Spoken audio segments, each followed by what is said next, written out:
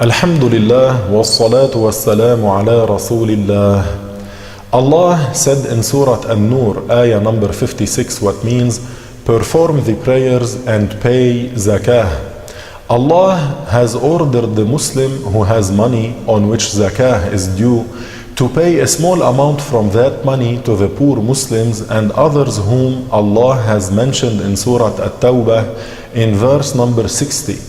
Allah Ta'ala said what means zakah is to be paid to faqirs, miskins, the zakah workers, the Muslims whose hearts need reconciliation, the slaves who made the mukatabah contract for their freedom, the Muslims who cannot pay their debts, the volunteer fighters, and the Muslim traveler who does not have enough money to return to his hometown.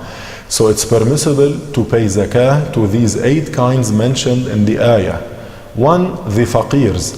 They are the Muslims who have less than half of their basic needs. The miskins. They are Muslims who have more than half but not all of their basic needs. The zakah workers, al-amiluna alayha, they are the Muslims appointed by the caliph to collect zakat and distribute it without them being paid a salary for that job. 4. The Muslims whose hearts need reconciliation, al-mu'allafatu qulubuhum. They are the new Muslims who did not yet get used to the other Muslims. 5. Slaves who made contracts to buy their freedom.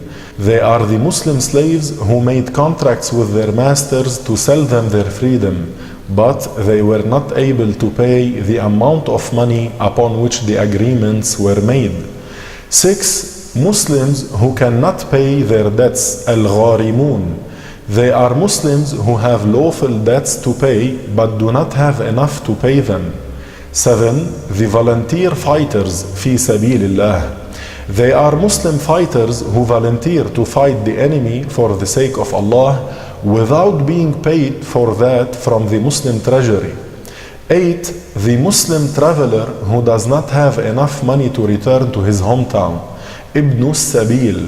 This is the Muslim who passes by the town of Zakah without having the means to get to his destination or return to his hometown.